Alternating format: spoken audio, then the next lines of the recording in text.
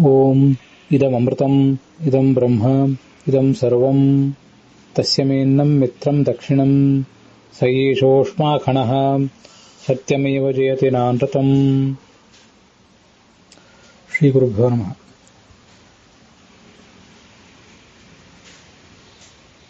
ಮಹಾಭಾರತಸ್ಯ ಭಗವತ ಬಾದರಾಯಣೇನ ಸರ್ವೇಷಾಂ ಸಾಧಕಾನಾಂ ಕಲ್ಯಾಣಾಯ ಪ್ರಣೀತಸ್ಯ ಅನುಶಾಸನ ಪರ್ವಣಿ ಅದ್ಯ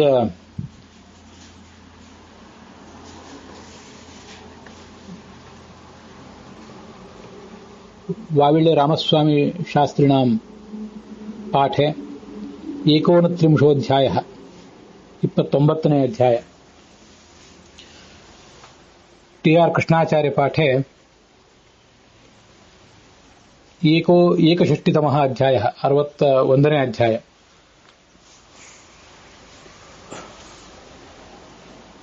ತತಃ ಪಂಚಾಶಃ ಅಧ್ಯಾಯ 54ನೇ ಅಧ್ಯಾಯ ವೈಷ್ಣವೇ ಪಾಠೆ.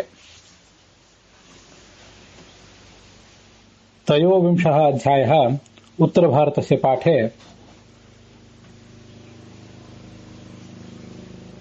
समाकर्ण्यते. अस्मिन् अध्याये देवकार्ये पितृकार्ये च आमन्त्रणे योग्यानां ब्राह्मणानां लक्षणानि, नरकभागिनां स्वर्गभागिनां च मनुष्याणां लक्षणानि च संगृह्य वर्ण्यन्ते. गते भागे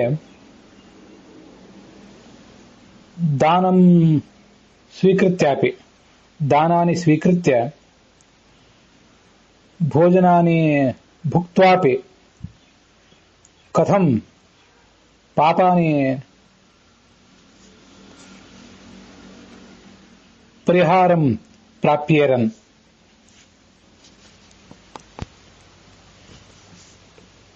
इत्यस्मिन् विषये गायत्री जपः, पवमान सूक्तस्य पारायणं, पवमान यज्ञः, महानारायण उपनिषदि दृश्यमानस्य अघमर्षण सूक्तस्य जपः, पवमान सूक्तस्य विशेषतः तरत्समन्दीधावति इति वेदभागस्य पारायण होमादि कर्तव्यं भवति. तेन च सर्वे दोषाः समुत्साद्यन्ते. दानस्वीकारे दक्षिणास्वीकारे च गृहस्थः वैदिकः इत्ययं प्रभेदस्तु नास्त्येव इति सप्रमाणं प्रत्यपादि. यदि कश्चन पंडितः बुधः निस्पृहतया स्वकर्तव्यमिदमिति ब्राह्मणेन निष्कारणं षडङ्गः वेदः अध्येतव्यः अध्यापनीयश्च इति शास्त्रोक्तदिशा अंगसमेतान् इतिहासपुराणसमेतान् वेदान् पठति पाठयति च प्रवदति च समाजं प्रति. तस्य यथाशक्ति पापालेपः संभाव्यते. पामराणां च जनानां पाठप्रवचनानां श्रवणं तु साध्यमेव. तेपि निस्पृहतया पाठश्रवणे प्रवचनश्रवणे च आत्मनः प्रवर्तयेयुः. तेन तेषामपि कल्याणं साध्यते. ಪ್ರತ್ಯವಾಯಾಹ ನ ಭವೇಯುಃ ಕ್ಷೀಣಂ ಚ ಪುಣ್ಯಂ ಪುನಃ ಪೂರ್ಣಂ ಭವತಿ ಪುಣ್ಯಸ್ಯ ಘಟಃ ಯಃ ರಿಕ್ತಃ ಭವತಿ ಪ್ರತಿಗ್ರಹೇಣ ಭೋಜನಾದಿನ ಸ ಚ ಘಟಃ ಪುನಃ ಪೂರ್ಯತೆ.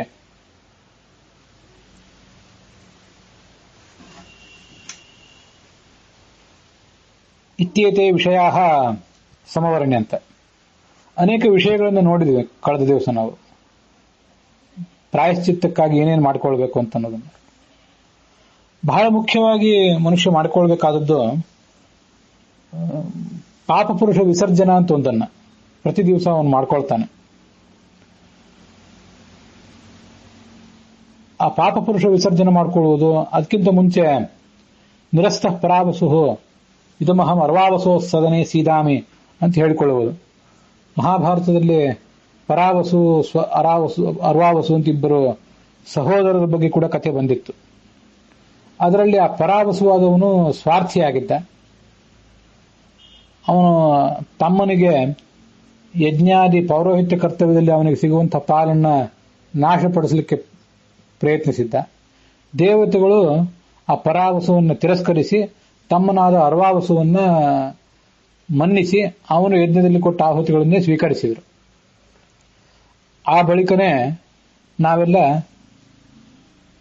ಸಂಧ್ಯಾವಂದನಾದ ಕಾರ್ಯಗಳಲ್ಲಿ ತೊಡಗುವಾಗ, ಯಾವುದೇ ವೈದಿಕ ಕ್ರಿಯೆಯಲ್ಲಿ ತೊಡಗುವಾಗ ನಿರಸ್ತಃ ಪರಾವಸು, ನಾನೀಗ ಪರಾವಸುವಿನ ಸ್ಥಾನದಲ್ಲಿ ಕೂತಿಲ್ಲ,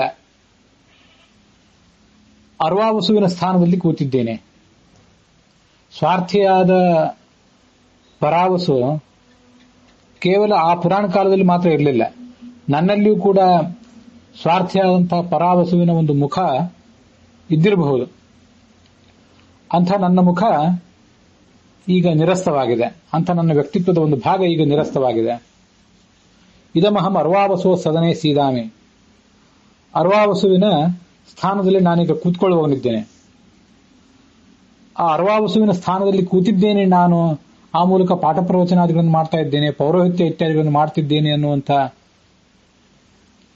ಎಚ್ಚರ ನನಗಿದ್ರೆ ನಾನಾಗ ಪ್ರಾಮಾಣಿಕನಾಗಿಯೇ ವ್ಯವಹರಿಸಬೇಕಾಗ್ತದೆ. ಅದು ಒಂದು ಅದ್ಭುತವಾದಂಥ ಮನೋವಿಶ್ಲೇಷಣೆ, ನಮಗೆ ನಾವೇ ಕೊಟ್ಕೊಳ್ಳುವಂಥ ಒಂದು ಸ್ವಯಂ ಸಲಹೆ, ಆಟೋ ಸಜೆಷನ್. ಅದು ಪ್ರತಿನಿತ್ಯ ಮಾಡ್ಕೊಳ್ಬೇಕಾದಂಥ ಒಂದು ಸೈಕೋಥೆರಪಿ. ಪಾಪಪುರುಷ ವಿಸರ್ಜನವನ್ನು ಕೂಡ ಮಾಡ್ತಿರ್ತೇವೆ. ಹಿಂದೆ ಒಂದೆರಡು ಬಾರಿ ಅದ್ರ ಬಗ್ಗೆ ನಾವು ನೋಡಿ ಆಗಿದೆ. ಬ್ರಹ್ಮಹತ್ಯೆ, ಅವನ ತಲೆ, ಸ್ವರ್ಣಸ್ಥೆಯ ಭುಜದ್ವಯಂ, ಬಂಗಾರವನ್ನು ಕದಿಯುವುದು ಅವನ ಎರಡು ಭುಜಗಳು, ಹೀಗೆ ಅನೇಕ ಪಾಪಗಳು ಅವನ ಕೈಗಳು, ಕಾಲುಗಳು, ಹೀಗೆಲ್ಲ ಅವನನ್ನು ವರ್ಣನೆ ಮಾಡಿದ್ದಾರೆ. ಅದರಲ್ಲಿ ಈ ಪ್ರತಿಗ್ರಹದ ಬಗ್ಗೆ ನಮಗೇನು ಕಾಣಿಸದೇ ಇರಬಹುದು, ಆದರೂ ಅಂಗಪ್ರತ್ಯಂಗ ಪಾತಕಂ, ಅನೇಕ ಅಂಗಾಂಗಗಳಲ್ಲಿ ಆ ಪಾತಕಗಳು ನಮಗಿವೆ. ಉಪಪಾತಕ ರೋಮಾಣಂ, ಸಣ್ಣ ಸಣ್ಣ ಪಾಪಗಳೆಲ್ಲ ಆ ಪಾಪ ಪುರುಷನ ರೋಮಗಳಾಗಿವೆ ಅಂತ ಹೇಳಿ, ನಾವು ಮಾಡುವ ಪ್ರತಿಯೊಂದು ಪಾಪಗಳನ್ನ ಒಂದು ಪಾಪ ಪುರುಷನ ರೂಪದಲ್ಲಿ ಚಿಂತಿಸಿ ಅವನನ್ನು ಒಣಗಿಸಿ ಅವನನ್ನು ಸುಟ್ಟು ಭಸ್ಮವನ್ನು ಹೊರಹಾಕಿ ಪರಮಾತ್ಮನ ಅಮೃತ ದೃಷ್ಟಿಯಿಂದ ನಾವು ಮಿಂದು ಧನ್ಯರಾದೆವು ಅಂತ ಏನೋ ಅನುಸಂಧಾನ ಮಾಡ್ಕೊಳ್ತೇವೆ. ಆ ಒಂದು ಪ್ರಸಂಗದಲ್ಲೇ ಯಾವತ್ತಾದರೂ ನಾವು ಪ್ರತಿಗ್ರಹ ಮಾಡಿದ್ರೆ, ಆ ಪ್ರತಿಗ್ರಹ ಮಾಡಿದ ದಿವಸ ವಿಶೇಷತಃ ಅಥವಾ ಅದರ ಮಾರನೇ ದಿವಸ ಈ ಪಾಪಪುರುಷ ವಿಸರ್ಜನೆ ಮಾಡುವಾಗ ಪ್ರತಿಗ್ರಹವೆಂಬ ಒಂದು ಕ್ರಿಯೆಯಿಂದ ಬಂದಂತಹ ಪಾಪವನ್ನೇ ನಿರ್ದಿಷ್ಟವಾಗಿ ಆವತ್ತು ಪಾಪಪುರುಷ ಅಂತ ಚಿಂತಿಸಿ ಅವನನ್ನು ಒಣಗಿಸಿ ಸುಟ್ಟು ಭಸ್ಮ ಮಾಡಿ ಆತನ ಬೂದಿಯನ್ನು ಹೊರಹಾಕಿ ಮತ್ತೆ ಪರಮಾತ್ಮನ ದೃಷ್ಟಿಯ ಅಮೃತಧಾರೆಯಲ್ಲಿ ನಾವು ನಮ್ಮನ್ನು ಪವಿತ್ರಗೊಳಿಸ್ಕೋಬೇಕು. ಮನೋವಿಶ್ಲೇಷಣಾ ಶಾಸ್ತ್ರದಲ್ಲೂ ಕೂಡ ಅಂಥವನ್ನೆಲ್ಲ ವರ್ಣನೆ ಮಾಡ್ತಾರೆ. ಅನೇಕ ದೋಷಗಳಿವೆ ನಮ್ಮಲ್ಲಿ. ಆ ಅನೇಕ ದೋಷಗಳನ್ನ ಒಂದೇ ಬಾರಿ ನಾವು ಕಳೆದುಕೊಂಡು ಸ್ವಚ್ಛರಾದೆವು ಅಂತ ಕೆಲವು ಕಡೆ ಭಾವಿಸ್ಲಿಕ್ಕೆ ಆಗದೇ ಇರಬಹುದು. ನಾವು ನಿತ್ಯ ಪರಿಹರಿಸಿಕೊಳ್ಳಬೇಕು ಅಂತ ಪ್ರಯತ್ನ ಪಡ್ತಿದ್ದೀವಿ, ಆದರೆ ಆಗ್ತಾ ಇಲ್ಲ. ಅಂಥದ್ದೊಂದು ದೋಷವನ್ನ ಒಂದು ದೋಷವನ್ನ ನಾವು ಗೆಲ್ಲುವವರೆಗೂ ಅದನ್ನ ಮೇಲಿಂದ ಮೇಲೆ ನಾವು ಆಲೋಚನೆ ಮಾಡಿ ಆ ಒಂದು ದೋಷದ ಮೇಲೆ ನಮ್ಮ ಮನಸ್ಸನ್ನು ಕೇಂದ್ರೀಕರಿಸಿ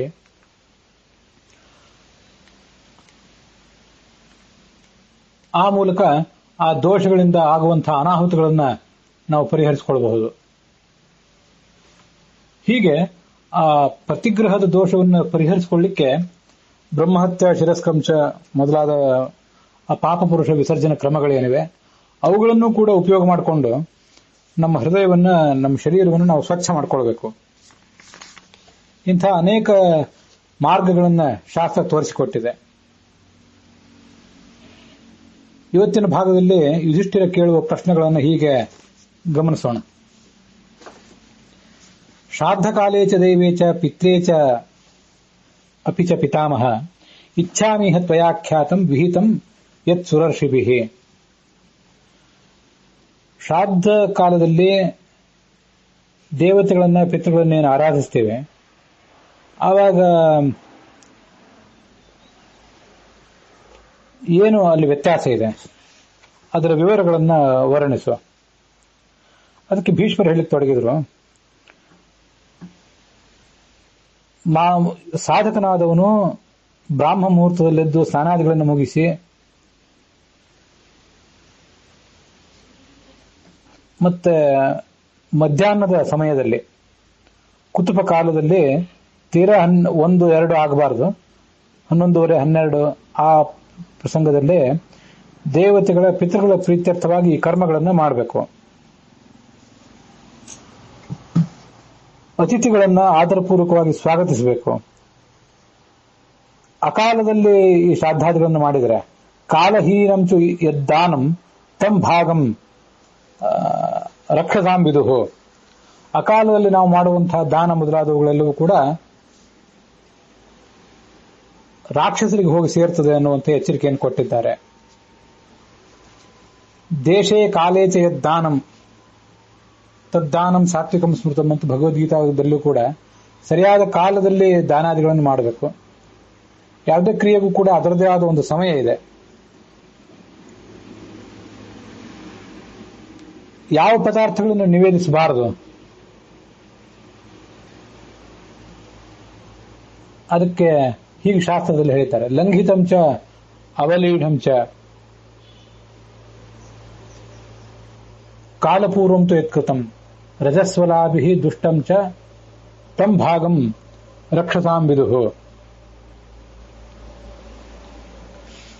ಲಂಘಿತ ಒಂದು ಆಹಾರ ಪದಾರ್ಥಗಳನ್ನ ನಾವು ಕಾಲಿನಿಂದ ದಾಟಬಾರದು.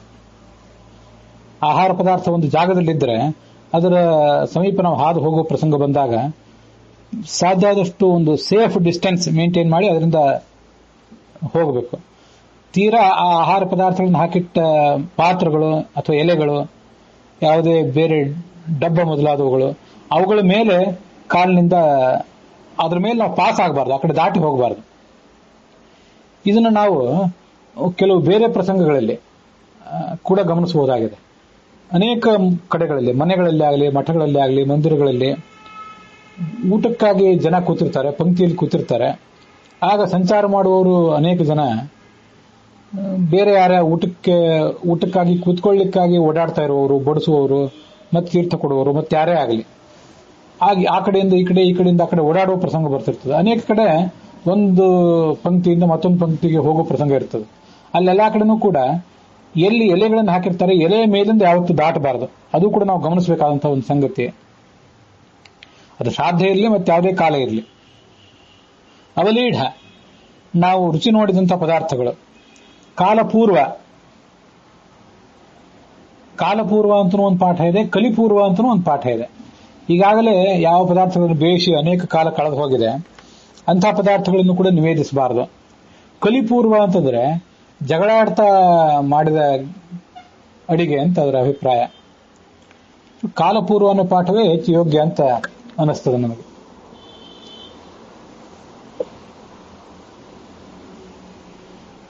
ರಜಸ್ವಲಾಭಿ ದೃಷ್ಟಂಶ, ರಜಸ್ವರೆಯರ ದೃಷ್ಟಿಗೆ ಬಿದ್ದಂತ ಆಹಾರ ಪದಾರ್ಥಗಳು ಕೂಡ ಆಗಿರಬಾರದು. ಅವರು ಅದನ್ನ ಮಾಡಿರಬಾರದು ಅಂತ ಒಂದು ನಿಯಮ, ಅವರ ದೃಷ್ಟಿಗೆ ಕೂಡ ಬಿದ್ದಿರಬಾರದು. ಇವೆಲ್ಲವೂ ಕೂಡ ರಾಕ್ಷಸರ ಭಾಗ ಆಗಿ ಹೋಗ್ತದೆ. ಇನ್ನೂ ಒಂದು ಶ್ಲೋಕ ವಾವಿಳ್ಯ ರಾಮಸ್ವಾಮಿ ಶಾಸ್ತ್ರಿಗಳ ಪಾಠದಲ್ಲಿ ಕೇಳಿ ಬರ್ತದೆ.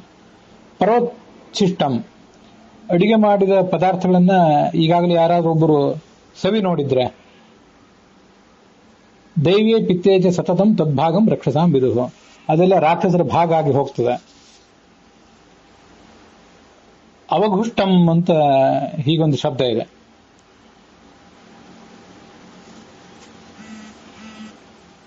ಅವಘುಷ್ಟ ಅಂತಂದ್ರೆ ಯಾರೋ ಒಬ್ಬ ವ್ಯಕ್ತಿ ವ್ರತಭ್ರಷ್ಟನಾದವನು, ಅನೇಕ ದೋಷಗಳನ್ನು ಮಾಡಿದಂತಹ ವ್ಯಕ್ತಿ ಇರ್ತಾನಲ್ಲ, ಅವನು ಭೋಜನ ಮಾಡಿದ್ದಾನೆ, ಭೋಜನ ಮಾಡಿ ಉಳಿದ ಬಳಿಕ ಉಳಿದ ಆಹಾರ ಇದಾಗಿದೆ ಅಂತ ಯಾರು ಘೋಷಣೆ ಮಾಡ್ತಾರೆ, ಎಲ್ಲಿ ಅದ್ರ ಬಗ್ಗೆ ತಿಳಿದು ಬಂದಿದೆ, ಅದಕ್ಕೆ ಅವಘುಷ್ಟ ಅಂತ ಕರೀತಾರೆ. ಘೋಷಣ ಅಂತಂದ್ರೆ ಅನೌನ್ಸ್ ಮಾಡುವುದು. ಅನೌನ್ಸ್ ಮಾಡುವುದಕ್ಕೆ ಹೀಗೆ ಅರ್ಥವನ್ನ ಬರೆದಿದ್ದಾರೆ ಅಷ್ಟೇ. ಅವಘೋಷಣೆ ಮಾಡುವುದು ಅಂತಂದ್ರೆ ಇನ್ನೊಬ್ಬರು ವ್ರತಭ್ರಷ್ಟರಾದವರು ಭೋಜನ ಮಾಡಿದ ಬಳಿಕ ಉಳಿದ ಆಹಾರವಿದು ಅಂತ ಘೋಷಣೆ ಮಾಡಿದ್ದು ಅಂತ ಹೀಗದರ ಅರ್ಥ. ಅವೃತೇನ, ಅವೃತನಾದವನು, ವ್ರತಹೀನನಾದವನು, ಸ್ವಾಧ್ಯಾಯ ಮೊದಲಾದ ವ್ರತಗಳಿಲ್ಲದ ವ್ಯಕ್ತಿ ಭೋಜನ ಮಾಡಿದ ಬಳಿಕ ಉಳಿದ ಭಾಗ ಅಂತ ಅದರ ತಾತ್ಪರ್ಯ ಆಗ್ತದೆ. ಪರಾಮೃಷ್ಟಂ ಶುನಾಚೈವ, ನಾಯಿ ಮುಟ್ಟಿದಂತಹ ಆಹಾರ ಮೊದಲಾದದ್ದು ಕೂಡ ಇದೆಲ್ಲ ರಾಕ್ಷಸರ ಭಾಗ ಆಗಿಬಿಡ್ತದೆ. ಕೂದಲು, ಕೇಶ ಇತ್ಯಾದಿಗಳು ಬಿದ್ದಿರುವಂತಹ ಆಹಾರ ಪದಾರ್ಥಗಳು.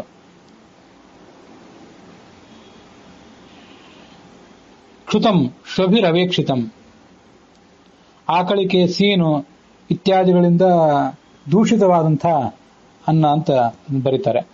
ಕ್ಷುತ ಅಂತಂದ್ರೆ ಆಕಳಿಕೆ, ಸೀನು ಅಂತ ಎರಡೇನು ಕಾಣಿಸೋದಿಲ್ಲ. ಕ್ಷುತ ಅಂದ್ರೆ ಸೀನು. ಅನೇಕ ಕಡೆ ನಾವು ಸೀನುವಾಗ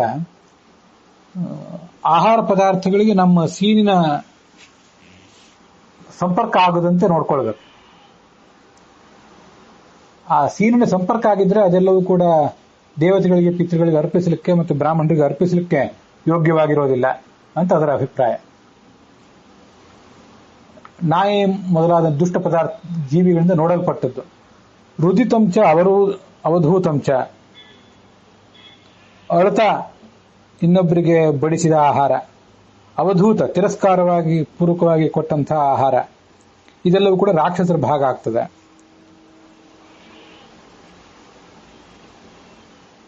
ನಿರೋಂಕಾರೇಣ ಯದ್ಭುಕ್ತಂ, ಭೋಜನದ ಪ್ರಾರಂಭದಲ್ಲಿ ಎಲ್ಲರಿಗೂ ತೀರ್ಥ ಇತ್ಯಾದಿಗಳನ್ನು ಕೊಟ್ಟು ಗೋವಿಂದ ಅಂತ ಘೋಷಣೆ ಮಾಡಿ ಇನ್ನು ತಾವೆಲ್ಲ ಊಟ ಮಾಡಬಹುದು ಅಂತ ಯಜಮಾನನಾದವನು ಹೇಳ್ತಿರ್ತಾನೆ. ಅಂಥ ಸಮ್ಮತಿ ಇಲ್ಲದೆ ಓಂಕಾರ ಅಂತಂದ್ರೆ ಬರೇ ಓಂಕಾರ ಗುಣಪೂರ್ಣನಾದ ಪರಮಾತ್ಮನ ಉಪಾಸನೆ ಮಾತ್ರ ಅಲ್ಲ, ಉಪನಿಷತ್ತುಗಳಲ್ಲಿ ಬಂದಿರುವಂತೆ ಎಲ್ಲಾ ಕೆಲಸಗಳಲ್ಲಿ ಕೂಡ ಸಮ್ಮತಿಯನ್ನು ತೋರಿಸಲಿಕ್ಕಾಗಿ ಓಂಕಾರವನ್ನೇ ಬಳಸ್ತಾರೆ ಅಂತಿದೆ. ಆದ್ರಿಂದ ಸಮ್ಮತಿಯನ್ನು ತೋರಿಸಲಿಕ್ಕಾಗಿ ಓಂಕಾರವನ್ನು ಹೇಳದೆ ಎಲ್ಲರೂ ಊಟ ಪ್ರಾರಂಭಿಸಬಹುದು ಅನ್ನುವ ಸಮ್ಮತಿ ಇಲ್ಲದೇನೆ ಒಬ್ಬ ಊಟ ಮಾಡಿದ್ರೆ ಆತ ಊಟ ಮಾಡಿದ ಬಳಿಕ ಉಳಿದ ಅನ್ನ ಅಂತ ಅದರ ಅಭಿಪ್ರಾಯ. ಅಥವಾ ಹೀಗೂ ಅರ್ಥ ಮಾಡಬಹುದು ಅಂತ, ಅದೇನು ತಪ್ಪೇನಲ್ಲ. ಗಾಯತ್ರಿ ಮೊದಲಾದ ಜಪಗಳನ್ನು ಮಾಡುವ ಅಧಿಕಾರವಿಲ್ಲದ, ಆ ಅಧಿಕಾರವನ್ನು ಕಳೆದುಕೊಂಡಿರುವಂತಹ ವ್ಯಕ್ತಿ ಏನಿದ್ದಾನೆ ಅವನು ಭೋಜನ ಮಾಡಿದ ಬಳಿಕ ಉಳಿದಂತಹ ಒಂದು ಆಹಾರ. ಸಶಸ್ತ್ರೇಣ, ಶಸ್ತ್ರ ಹಿಡ್ಕೊಂಡಿರುವಂತವನು ಭೋಜನ ಮಾಡಿದ ಬಳಿಕ ಉಳಿದ ಆಹಾರ. ದುರಾತ್ಮನಾಥ ಯದ್ಭುಕ್ತಂ, ದುರಾತ್ಮನಾದವನು ಮಾಡಿದ ಭೋಜನದ ಬಳಿಕ ಉಳಿದಂತಹ ಆಹಾರ. ತಂ ಭಾಗಂ ರಕ್ಷಸಾಂ ವಿದುಹು, ಇದೆಲ್ಲವೂ ಕೂಡ ರಾಕ್ಷಸರ ಭಾಗ ಆಗಿ ಹೋಗ್ತದೆ ಅಂತ ಅದರ ಎಚ್ಚರಿಕೆಯನ್ನು ಕೊಟ್ಟಿದ್ದಾರೆ. ಪರೋಚ್ಛಿಷ್ಟಂತು ಯದ್ಭುಕ್ತಂ, ಇತರರು ತಿಂದ ನಂತರ ಉಳಿದಿರುವಂಥದ್ದು, ತಾನೇ ತಿಂದ ನಂತರ ಉಳಿದಿರುವಂಥದ್ದು, ಇದೆಲ್ಲವೂ ಕೂಡ ದೇವಪಿತೃ ಕಾರ್ಯಗಳಲ್ಲಿ ಅರ್ಪಣೆಗೆ ಯೋಗ್ಯವಲ್ಲ. ಮಂತ್ರ ಉಚ್ಚಾರವಿಲ್ಲದ, ಕ್ರಿಯಾ ಶುದ್ಧಿ ಇಲ್ಲದ ಏನು ಶ್ರಾದ್ದ ಇದೆ, ಮತ್ತೆ ಆ ಶ್ರಾದ್ದದ ಬಳಿಕ ಏನು ಭೋಜನವನ್ನು ಬಡಿಸ್ತಾರೆ, ಅದೆಲ್ಲವೂ ಕೂಡ ರಾಕ್ಷಸರಿಗೆ ಹೋಗಿ ಸೇರ್ತದೆ. ಆಜ್ಯಾಹುತಿ ಇಲ್ಲದೆ ತುಪ್ಪದ ಆಹುತಿ ಇಲ್ಲದೆ ಏನನ್ನ ಭೋಜನಾದಿಗಳನ್ನು ಬಡಿಸ್ತಾರೆ. ಮತ್ತೆ ದುರಾಚಾರಿಗಳಾದವರು ಭೋಜನ ಮಾಡಿದ ನಂತರ ಉಳಿದಂತಹ ಅನ್ನ ಇದೆಲ್ಲವೂ ಕೂಡ ರಾಕ್ಷಸರಿಗೆ ಹೋಗಿ ಸೇರ್ತದೆ. ಅನೇಕ ಬಾರಿ ಆಮಂತ್ರಿತರಾದಂತಹ ಜ್ಞಾನಿಗಳಿಗೆ ಭೋಜನ ಮಾಡಿಸಿದ ಬಳಿಕ ಉಳಿದವರು ಭೋಜನ ಮಾಡುವಂಥದ್ದು ರೂಢಿಯಲ್ಲಿ ಇದ್ದೇ ಇರ್ತದೆ. ಹಾಗೆ ಮಾಡಬೇಕಾಗ್ತದೆ. ಎಲ್ಲರನ್ನೂ ಮೊದಲೇ ಕೂಡಿಸ್ಲಿಕ್ಕೆ ಬರೋದಿಲ್ಲ. ಅದರಲ್ಲೂ ಕೂಡ ಆ ಜ್ಞಾನಿಗಳಾದವ್ರನ್ನ ಕರೆಯುವಾಗ ಆಕಸ್ಮಿಕವಾಗಿ ಯಾರಾದರೂ ಅಯೋಗ್ಯರಾದವರು ಇದ್ದರೆ ಅವರ ಭೋಜನದ ಬಳಿಕ ಉಳಿದದ್ದು ಯಾವ ರೀತಿಯಿಂದಲೂ ಶುದ್ಧ ಅಲ್ಲ ಅಂತ ಅರ್ಥ. ಇನ್ನು ಮುಂದೆ ದಾನಕ್ಕೆ ಪಾತ್ರರಲ್ಲದಂತಹ ವ್ಯಕ್ತಿಗಳ ವರ್ಣನೆಯನ್ನು ಮಾಡ್ತೇನೆ, ಅದನ್ನು ಕೇಳು. ಅಥ ಊರ್ಧ್ವಂ ವಿಸರ್ಗಸ್ಯ ಪರೀಕ್ಷಾಂ ಬ್ರಾಹ್ಮಣೇ ಶೃಣು.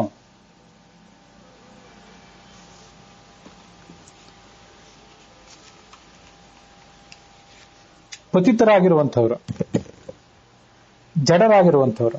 ಪತಿತರು ಅಂದ್ರೆ ತಮ್ಮ ಕ್ರಿಯೆಯಿಂದ ಹೀನರಾಗಿ ಯಾವುದೇ ಶುದ್ಧಿ ಇಲ್ಲದೆ ಅಯೋಗ್ಯರು ಅಂತ ಪರಿಗಣಿತರಾದವರು ಅಂತ ಅರ್ಥ. ಜಡರು ಅಂದ್ರೆ ಮೂರ್ಖರು, ಹುಚ್ಚರು. ಇಂಥ ಬ್ರಾಹ್ಮಣರನ್ನ ದೇವ ಸಂಬಂಧ ಕಾರ್ಯಕ್ಕಾಗಿ, ಪಿತೃ ಸಂಬಂಧ ಕಾರ್ಯಕ್ಕಾಗಿ ಯಾವತ್ತೂ ಕೂಡ ಆಮಂತ್ರಿಸಬಾರದು.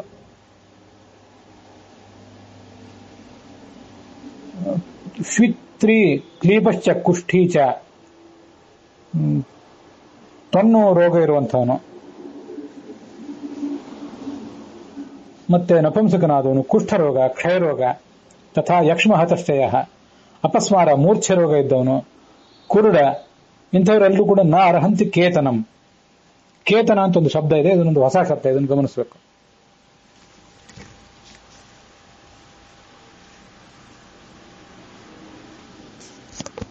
ಈ ಶ್ಲೋಕದಲ್ಲಿ ಹೇಳಲ್ಪಟ್ಟಿರುವಂತಹ ಕೆಲವು ರೋಗಗಳನ್ನ ನಾವು ಗುರುತಿಸಿ ಅಂಥವನನ್ನ ಆ ಕ್ರಿಯೆಯಲ್ಲಿ ಕರಿಬಾರದು ಅಂತೇನು ಶಾಸ್ತ್ರದ ಆದೇಶ ಇದೆ, ಅದು ಕೆಲವು ಸಾಧ್ಯ ಆಗದೆ ಇರಬಹುದು.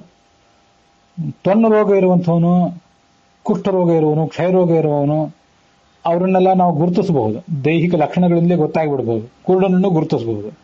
ಆದರೆ ನಪುಂಸಕ ಆದಂತಹ ವ್ಯಕ್ತಿಯನ್ನು ಗುರುತಿಸುವುದು ಹೇಗೆ? ಯಾವನೊಬ್ಬ ವ್ಯಕ್ತಿಗೆ ಮದುವೆ ಆಗಿದೆ ಆದ್ರೆ ಮಕ್ಕಳಾಗಿಲ್ಲ ಅಂದ ಮಾತ್ರಕ್ಕೆ ಅವನೇ ನಪುಂಸಕ ಅಂತ ಅವನದೇ ದೋಷ ಅಂತೂ ಏನು ಹೇಳಲಿಕ್ಕೆ ಬರೋದಿಲ್ಲ, ಅಥವಾ ಅವನ ಹೆಂಡತಿದೇ ದೋಷ ಅಂತನೂ ಏನು ಹೇಳಲಿಕ್ಕೆ ಬರೋದಿಲ್ಲ. ಇಬ್ಬರದು ದೋಷನೂ ಇದ್ದಿರಬಹುದು, ಯಾರೋ ಒಬ್ಬರ ದೋಷವೂ ಕೂಡ ಇದ್ದಿರಬಹುದು. ಆದರೂ ಸಾಮಾನ್ಯವಾಗಿ ಇಂಥವನನ್ನ ದೂರ ಇಡಬೇಕು ಅಂತ ಅದರ ತಾತ್ಪರ್ಯ. ಮತ್ತೆ ಆ ನಪುಂಸಕನಾದ ವ್ಯಕ್ತಿಗೆ, ಮೂರ್ಛೆ ರೋಗ ಇದ್ದವನಿಗೆ ತಾನೇ ಈ ಆಮಂತ್ರಣವನ್ನು ಸ್ವೀಕಾರ ಮಾಡಬಾರದು ಅನ್ನುವಂಥ ಒಂದು ಪರಿಗಣನೆಯೂ ಇರಬೇಕು ಅಂತ ಆ ಒಂದು ಮುಖನೂ ಇದೆ. ನಾವು ಕರಿಬಾರದು, ಹಾಗೆ ಅವರು ಕೂಡ ಅದನ್ನ ಸ್ವೀಕಾರ ಮಾಡಬಾರದು ಅಂತ ಅಭಿಪ್ರಾಯ. ಇಲ್ಲಿ ಪ್ರತಿಯೊಂದರಲ್ಲೂ ಕೂಡ ಒಂದು ತಾರತಮ್ಯ ಇದೆ. ಯಾರು ವ್ರತಹೀನರಾಗಿದ್ದಾರೆ, ಮೂರ್ಖರಾಗಿದ್ದಾರೆ, ಜಡರಾಗಿದ್ದಾರೆ, ಶಾಸ್ತ್ರಜ್ಞರಲ್ಲ, ಅಂಥವರಿಗೆ ಆಮಂತ್ರಣವನ್ನು ಯಾವ ಕಾರಣಕ್ಕೂ ಕೊಡಬಾರದು. ಅಲ್ಲಿ ಆಮಂತ್ರಣ ಕೊಡಬಾರದು ಅಂತಂತೂ ಮೊದಲು ಪರಿಗಣಿತವಾದಂತಹ ವಿಷಯ. ಈ ರೋಗ ಇದ್ದವನು ಅನ್ನುವಂಥ ಪರಿಗಣನೆ ಏನಿದೆಯಲ್ಲ, ತೊನ್ನು ರೋಗ ಮೊದಲಾದದ್ದು, ಇಂಥವರ ಸಂಪರ್ಕ ಮಾಡಬಾರದು, ಇವರು ಮಾಡಿದಂತಹ ಅಡಿಗೆಯನ್ನು ಭೋಜನ ಮಾಡಬಾರದು, ಅನೇಕ ಕಡೆ ಧರ್ಮ ಕಾರ್ಯಗಳಲ್ಲಿ ಅವರು ಬಡಿಸುವಂತ ಕೆಲಸವನ್ನು ಮಾಡಬಾರದು ಅಂತ ಹೀಗೂ ಎಲ್ಲ ಕೇಳ್ತಿರ್ತೇವೆ. ಧರ್ಮ ಕಾರ್ಯಗಳಲ್ಲಿ ಒಟ್ಟಾರೆ ಅವ್ರ ಸಂಪರ್ಕ ಇರಬಾರದು ಅಂತ ಅನ್ನೋದನ್ನು ನಾವು ಸಾಮಾನ್ಯವಾಗಿ ಕೇಳ್ತೇವೆ. ಆದರೂ ಪತಿತನಿಗಿಂತ ಈ ತೊನ್ನು ರೋಗ ಅವನನ್ನು ಕರಿಬಾರದು ಅಂತ ಅನ್ನೋದು ಎರಡನೇ ವಿಷಯ ಆಗ್ತದೆ. ಅನೇಕ ಕಡೆ ನಾವು ಸಮಾಜದಲ್ಲಿ ಇದನ್ನು ಆಚರಿಸುವುದು ಕೂಡ ಕಷ್ಟ ಆದಿತ್ತು. ಅದ್ರ ಬಗ್ಗೆ ನಮಗೊಂದು ಸಂಯಮ ಇರಬೇಕು. ಶೀಲಭ್ರಷ್ಟರಾಗಿರ್ತಾರೆ, ವ್ಯಕ್ತಿತ್ವವೇ ಅವ್ರದ್ದು ಭ್ರಷ್ಟವಾಗಿರ್ತದೆ, ದುರಾಸೆ ಉಳ್ಳವರು, ಸ್ತ್ರೀ ಲೋಲುಪರು ಇಂಥವರೆಲ್ಲ ಇರ್ತಾರೆ. ಅವ್ರು ಹಾಗಿದ್ದಾರೆ ಅಂತ ಎಲ್ಲರಿಗೂ ಗೊತ್ತಿರ್ತದೆ ಇಡೀ ಸಮಾಜಕ್ಕೆ. ಆದ್ರೆ ಅಂಥವ್ರನ್ನ ಮಾತ್ರ ಯಾವ್ಯಾವುದೋ ಕಾರಣಕ್ಕೆ ನಾವು ಕರಿತಾನೆ ಇರ್ತೇವೆ. ಆದರೆ ತೊನ್ನು ರೋಗ ಇದ್ದವರನ್ನು ಮಾತ್ರ ತುಂಬಾ ಒರಟಾದಂತಹ ಒಂದು ವರ್ತನೆಯ ಮೂಲಕ ಅವ್ರನ್ನ ದೂರ ಇಡುವಂತಹ ಪ್ರಯತ್ನ ನಾವು ಮಾಡ್ತಿರ್ತೀವಿ. ಆದ್ರಿಂದ ಅಂಥವ್ರು ನೋವು ಮಾಡ್ಕೊಳ್ಳುವಂಥ ಪ್ರಸಂಗಗಳು ಇರ್ತಿರ್ತವೆ. ಅಂಥವನ್ನೆಲ್ಲ ಅಂಥ ಪ್ರಸಂಗವನ್ನು ಬಹಳ ಸೂಕ್ಷ್ಮವಾಗಿ ನಿರ್ವಹಿಸಬೇಕು. ಅಲ್ಲಿರುವಂಥ ನಿರ್ವಾಹಕರು, ಯಜಮಾನರು, ಮತ್ತಾರು ವ್ಯಕ್ತಿಗಳು ಇರ್ತಾರಲ್ಲ ಅವರು ಅದನ್ನು ಬಹಳ ಸೂಕ್ಷ್ಮವಾಗಿ ನಿರ್ವಹಿಸಬೇಕು. ಆದರೂ ಶ್ರಾದ್ದದ ಭೋಜನ ಮೊದಲಾದವುಗಳಿಗೆ ನಾವು ಆಮಂತ್ರಣ ಯಾರಿಗೆ ಕೊಡಬೇಕಾಗಿದೆಯೋ ಅಂಥವರು ಈ ರೋಗಗಳಿಂದ ದೂರ ಇರುವಂತೆ ನಾವು ನೋಡ್ಕೊಳ್ಬೇಕು ಅಂತ ಅನ್ನೋದು ಸರಿ. ಅದು ಬಿಟ್ರೆ ನಾವು ಮಾಡುವಂತಹ ದೇವಪಿತೃ ಕಾರ್ಯಗಳಲ್ಲಿ ಅತಿಥಿಗಳು ಅನ್ನೋ ದೃಷ್ಟಿಯಿಂದ ಅನೇಕ ಜನ ಭಾಗವಹಿಸ್ತಾನೆ ಇರ್ತಾರೆ. ಸಾಮೂಹಿಕವಾಗಿ ಉಪನಯನ ನಡೆದಾಗ, ಸಾಮೂಹಿಕ ಉಪನಯನ ಅಲ್ಲ, ನಾವು ಮಾಡುವಂತಹ ಪ್ರತ್ಯೇಕ ಉಪನಯನಗಳೇ, ಅದರಲ್ಲಿ ಅನೇಕ ಜನ ಬರ್ತಾರೆ. ವಿವಾಹಕ್ಕೆ ಅನೇಕ ಜನ ಬರ್ತಾರೆ. ಶ್ರಾದ್ದ ಕಾರ್ಯಗಳು, ಧರ್ಮೋದಕ ಬಿಡುವಂತಹ ಪ್ರಸಂಗಗಳು, ಸತ್ತವರಿಗೆ ಧರ್ಮೋದಕ ಬಿಡುವಂತಹ ಪ್ರಸಂಗ 10ನೇ ದಿವಸ ಇರ್ತದಲ್ಲ ಅವತ್ತು ಶ್ರಾದ್ದ ಮಾಡುವಂತಹ ಪ್ರಸಂಗ, ಇಂಥ ಎಲ್ಲಾ ಪ್ರಸಂಗಗಳಲ್ಲಿ ಅನೇಕ ಜನ ಬಂಧುಗಳೆಲ್ಲ ಬಂದೇ ಬರ್ತಿರ್ತಾರೆ. ಅದರಲ್ಲಿ ತೊನ್ನು ರೋಗ ಇರುವವನನ್ನ ನಾವು ಆದ್ಯತೆಯ ಮೇರೆಗೆ ಆತನನ್ನು ಭೋಜನಕ್ಕೆ ಕೂಡಿಸೋದು ಇತ್ಯಾದಿಗಳನ್ನ ಸ್ವಲ್ಪ ಅವಾಯ್ಡ್ ಮಾಡಿದ್ರು ಕೂಡ ಒಟ್ಟಾರೆ ಅವನು ಭೋಜನಕ್ಕೆ ಬರಬಾರದು, ಅಲ್ಲಿ ಆತನ ದರ್ಶನವೇ ಆಗಬಾರದು ಅನ್ನುವಂತೆ ಒರಟರಾಗಿ ನಡ್ಕೊಳ್ಳುವುದು ಅದಷ್ಟು ಉಚಿತವಾಗಿ ಕಾಣಿಸೋದಿಲ್ಲ. ಯಾಕೆಂದ್ರೆ ಮನುಷ್ಯ ವ್ರತಭ್ರಷ್ಟನಾಗಿರುವುದು, ಶೀಲಭ್ರಷ್ಟನಾಗಿರುವುದು, ಸ್ತ್ರೀಲೋಲುಪನಾಗಿ ಧನಲೋಲುಪನಾಗಿ ಬದುಕುವುದೇನಿದೆ, ಆತ ಇದೇ ಜನ್ಮದಲ್ಲಿ ತನ್ನನ್ನು ತಾನು ತಿದ್ದುಕೊಳ್ಳುವಂತ ಎಚ್ಚರವೂ ಇಲ್ಲದೆ, ತಾನು ಮಾಡ್ತಿರೋ ತಪ್ಪು ಅಂತ ಗಮನವೂ ಇಲ್ಲದೆ ಮಾಡುವಂತ ದೋಷ ಆಗ್ತದೆ. ಆದರೆ ಈ ತೊನ್ನು ರೋಗ ಮೊದಲಾದದ್ದೇನಿದೆ ಅದು ಆತ ಪ್ರಾಚೀನ ಕಾಲದಲ್ಲಿ ಮಾಡಿದಂತಹ, ಹಿಂದಿನ ಜನ್ಮದಲ್ಲಿ ಮಾಡಿದಂತಹ ಯಾವುದೋ ಒಂದು ಅಪರಾಧ, ಅದರ ಅಪರಾಧವಾಗಿ ಅವನಿಗೆ ಈ ಥರ ಆಗಿದೆ ಅಂತ ನಾವು ಹೀಗೆಲ್ಲ ಭಾವಿಸಿದ್ರೂ ಕೂಡ ಈ ಜನ್ಮದಲ್ಲಿ ಆತನ ಅಪರಾಧ ಏನೂ ಇಲ್ಲ. ಅದರಲ್ಲಿ ಪತಿತನಿಗೂ ಶೀಲಭ್ರಷ್ಟನಿಗೂ ತೊನ್ನು ರೋಗ ಇರುವವನಿಗೂ ಇದೊಂದು ವ್ಯತ್ಯಾಸ ಇದೆ. ಆದ್ರಿಂದ ಯಾರನ್ನು ಕರಿಬಾರದು ಅನ್ನೋ ವಿಷಯ ನಾವು ಚರ್ಚೆಗೆ ತೆಗೆದುಕೊಂಡಾಗಲೂ ಕೂಡ ಈ ತೊನ್ನು ರೋಗ ಇದ್ದಂಥವ್ರು ಮೊದಲಾದವರು ಎರಡನೇ ಪರಿಗಣನೆಗೆ ಬರ್ತಾರೆ. ಅವರನ್ನ ಆ ಥರ ತುಂಬಾ ಕೀಳಾಗಿ ನೋಡುವಂಥದ್ದು ಯೋಗ್ಯ ಅಲ್ಲ ಅಂತ ನಾವು ತಿಳ್ಕೊಳ್ಬೇಕಷ್ಟೆ. ಚಿಕಿತ್ಸಕರು ಹಣಕ್ಕಾಗಿ ಚಿಕಿತ್ಸೆ ಮಾಡುವಂತಹ ವೈದ್ಯರು ಅಂತ ಅದರ ತಾತ್ಪರ್ಯ ಆಗ್ತದೆ.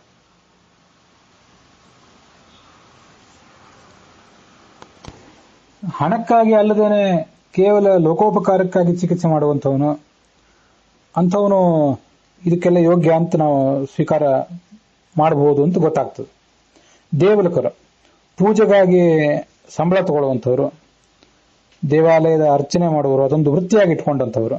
ನಿಯಮಧಾರಿಣ ಕೇವಲ ತೋರಿಕೆಯ ನಿಯಮಗಳನ್ನು ತೋರಿಸುವಂಥವ್ರು, ಸೋಮಲತೆಯನ್ನ ಮಾರಿ ಆ ಮೂಲಕ ಜೀವನ ನಡೆಸುವಂಥವ್ರು.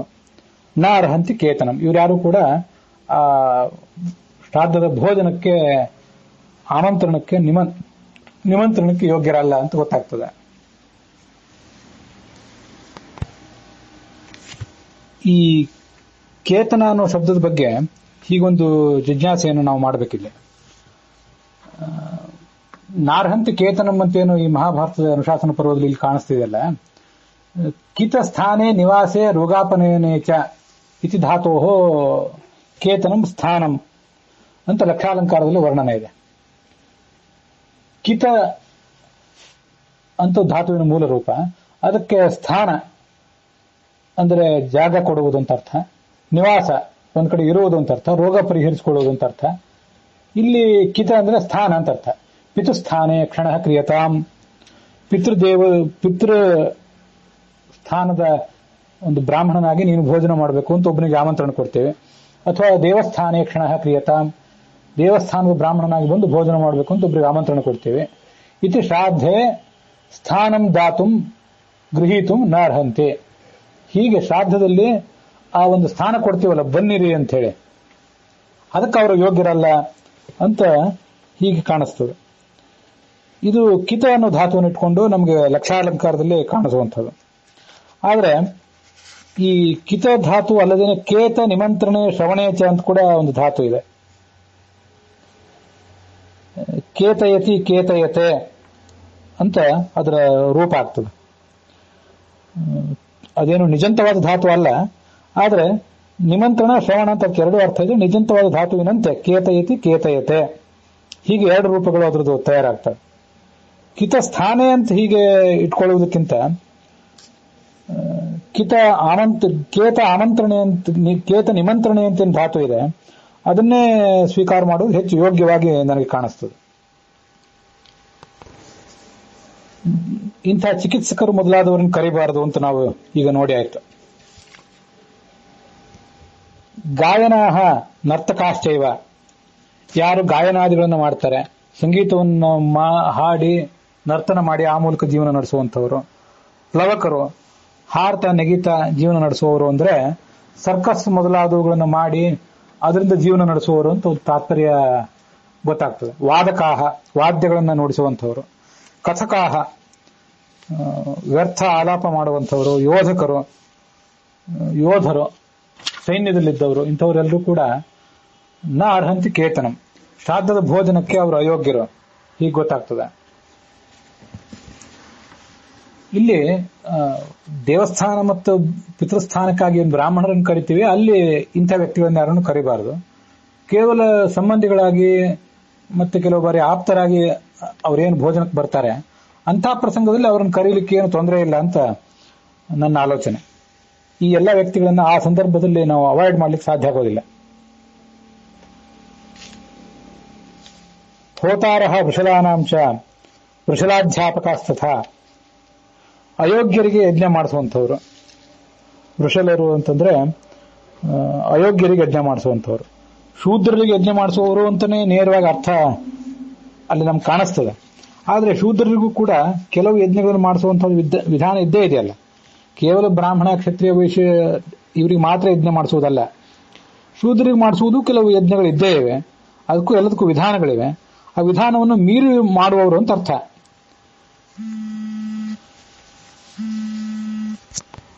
ಹಾಗೇನೆ ವೃಷಲಾಧ್ಯಾಪಕ, ಶೂದ್ರರಿಗೆ ಅಧ್ಯಯನ ಮಾಡಿಸುವವರು ಅಂತಿದೆ. ಅವರಿಗೂ ಕೂಡ ಯಾವುದನ್ನು ಅಧ್ಯಯನ ಮಾಡಿಸಬೇಕು, ಯಾವುದನ್ನು ಅಧ್ಯಯನ ಮಾಡಿಸಬಾರದು ಅನ್ನೋದ್ರ ಬಗ್ಗೆ ಶಾಸ್ತ್ರದಲ್ಲಿ ಸ್ಪಷ್ಟವಾದ ನಿರ್ದೇಶಗಳಿದ್ದೇ ಇವೆ.